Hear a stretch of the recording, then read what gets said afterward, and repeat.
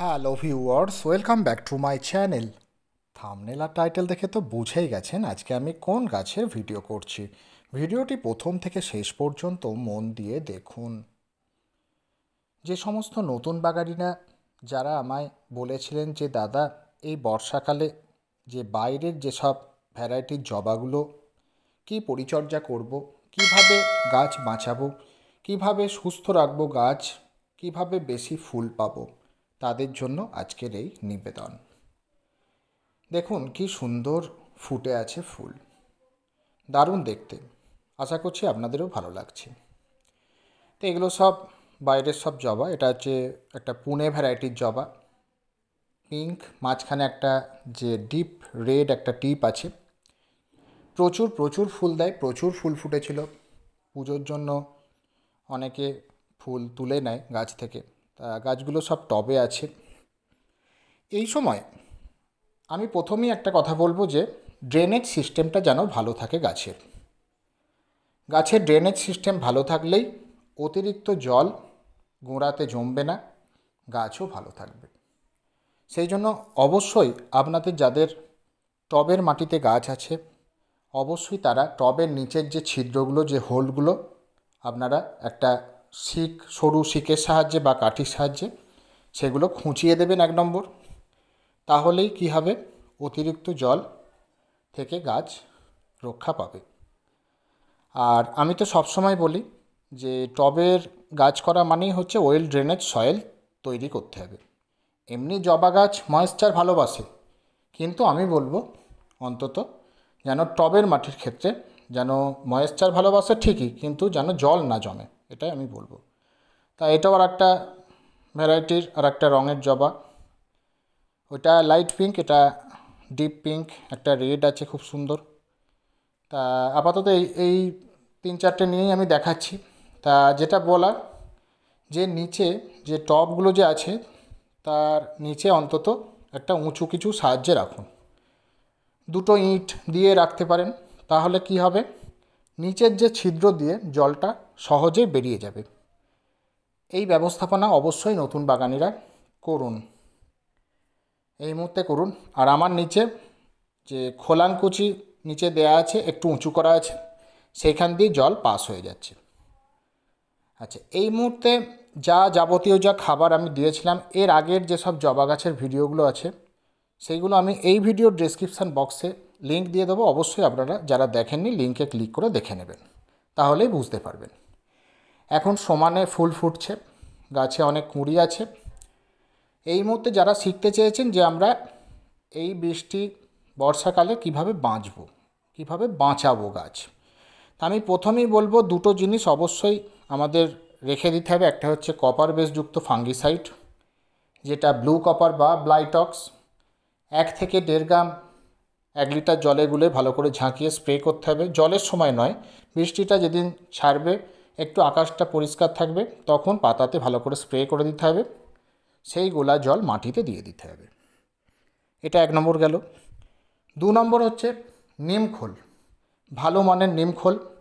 গন্ধটা একটু শুকে নেবেন, যে খুব ঝাঁঝালো গন্ধ, সেই নিমখোল আমরা 15 দিন অন্তর 1 মুঠো করে টবের মাটিতে দিয়ে দেব। তাহলে কি হবে, মাটিতে কেন্ন, কেঁচো, শামুক, ক্ষতিকারক পোকামাকড় জন্মাবে না। এতে কি হবে, গাছ মাটি ভালো থাকবে। মাটি ভালো থাকা মানে গাছের রুট ভালো থাকবে, গাছ ভালো থাকবে। এটা অবশ্যই আমরা করব। যদি দেখছেন অতিরিক্ত বৃষ্টি হচ্ছে, টানা 7 দিন ধরে বৃষ্টি হচ্ছে, তখন আমরা কি করব, গাছকে শেডের তলায় রাখব। অতিরিক্ত বৃষ্টিতে আমরা ভেজাবো না এসব গাছ। যাদের উপায় নেই তারা কি করবেন, একটা পলিথিনে সেট করে দেবেন। তাও যদি সম্ভব না হয়, পাতলা পলিথিন দিয়ে গাছ ঢেকে দেবেন। তাহলে কি হবে, গাছ আপনাদের অতিরিক্ত জল থেকে বাঁচবে। এইটা অবশ্যই আপনারা করুন। আর ফাঙ্গিসাইড এখন 7 দিন অন্তর আপনারা স্প্রে করবেন। কখন স্প্রে করবেন, যখন বৃষ্টিটা মানে থেমে যাবে, একটু আবহাওয়াটা ভালো থাকবে, তখন আপনারা ফাঙ্গিসাইডটা স্প্রে করবেন। এই 3টে আমার বলা। আর কফি যে খাবারটা আমরা দিতে বলি গাছে, কফিটা অসুবিধা হয় না, কফিটা দিতে পারেন এই সময়। কফিটা দিয়ে দিতে পারেন, বা একদম যেটা বোন ডাস্ট যেটা আর কি, বোন ফস যেটা একদম চকের গুঁড়োর মতো যেটা হাড় গুঁড়োটা, সেটা আপনারা কিন্তু দিতে পারেন। হ্যাঁ, অবশ্যই আমি বলবো যেদিন আবহাওয়াটা ভালো থাকবে সেই দিন দেবেন। আর এখন কিন্তু সর্ষের খোল পচা, কলার খোসা পচার জল, তারপরে ধরুন পেঁয়াজের খোসা ভিজের জল, মানে পচা খাবার কিন্তু এখন আমরা ব্যবহার করব না, বা সবজির খোসা ভিজে জল, এইগুলো থেকে আপনারাও বিরত থাকুন। যা খাবার দেওয়া আছে এখন সেইভাবেই, মানে সেই থেকেই খাবার পাবে গাছ। এখন সমানে ফুল ফুটবে। আর যে ট্রিটমেন্টগুলো বললাম আমি, নিমখোল, ফাঙ্গিসাইড, এগুলো স্প্রে করুন। ড্রেনেজ সিস্টেমটা ঠিক রাখুন, ইট দিয়ে দিন নিচে, বা খোলাং দিয়ে উঁচু করে দিন। এইগুলো কিন্তু অবশ্যই আপনারা মানে লক্ষ্য রাখুন। আর টবের মাটির যে ওপরের মাটিতে দেখবেন অনেক সময় অতিরিক্ত জলে শ্যাওলা জমে, সেই শ্যাওলাটাকে আপনারা চেঁচে ফেলে দিন একটা নিড়ানির সাহায্যে, বা যাই হোক করে আপনারা সেই শ্যাওলাটাকে চেঁচে ফেলে দিন। এতে গাছ আরও ভালো থাকবে, সুস্থ থাকবে। আর দুটো ওষুধ তো আমি রাখতে বলি, বর্ষায় পোকামাকড়ের উপদ্রব বেশি হয়। একটা আমি একতারা রাখতে বলি, আর একটা যেটা কনফিডর। একতারা 1 গ্রাম 1 লিটার জলে গুলে ভালো করে ঝাঁকিয়ে পাতাতে স্প্রে করুন। এখন যেহেতু বর্ষাকাল, সেই জন্য আমরা 10 দিন অন্তর স্প্রে করব। আর তার ঠিক 1 সপ্তাহ পরে আমরা যে কনফিডর 1 ml 1 লিটার জলে গুলে ভালো করে ঝাঁকিয়ে পাতাতে স্প্রে করব। এটাও 10 দিন অন্তর। অন্য সময় আমরা 15 দিন অন্তর স্প্রে করি। এই দুটো ওষুধ আপনারা হাতের কাছে রেখে দিন, তাহলেই আপনাদের বর্ষাকালে জবা গাছে খুব ভালো ফুল আসবে, পোকামাকড় ধরবে না, গাছ সুস্থ থাকবে, সতেজ থাকবে, রোগ মুক্ত থাকবে। আর নতুন বাগানিরা আশা করছি আপনারা আমার কথাগুলো নোট করে নিয়েছেন। অবশ্যই আপনারা ভালো করে লিখে রাখুন, কোনো ডায়েরিতে আপনারা অবশ্যই নোট ডাউন করে রাখুন। আর এই ভিডিও চালিয়ে চালিয়ে পজ করে করে আপনারা শুনে বুঝে ব্যাপারটা ভালো করে আপনাদের গাছেরও বর্ষাকালীন পরিচর্যা করুন। তাহলে দেখবেন এত সুন্দর ফুল পাবেন, গাছ সবুজে সবুজ থাকবে, রোগ মুক্ত থাকবে, সতেজ থাকবে, খুব ভালো থাকবে, এটুকু আমি বলতে পারি আপনাদের। নতুন বাগানিরা আমার এই নিবেদনে আশা করছি যারা চেয়েছিলেন তারা উপকৃত হবেন।